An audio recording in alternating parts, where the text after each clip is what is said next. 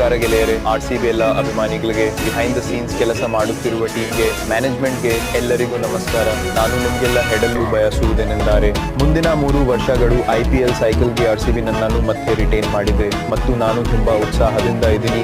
RCB ಬಗ್ಗೆ ನನಗೆ ಏನಾಗುತ್ತೆ ಅಂತ ನಿಮಗೆ ಗೊತ್ತು. ಇದು ವರ್ಷಗಳಿಂದ ಸ್ಟ್ರಾಂಗ್ ಆಗಿರುವ ಸ್ಪೆಷಲ್ ಸಂಬಂಧ.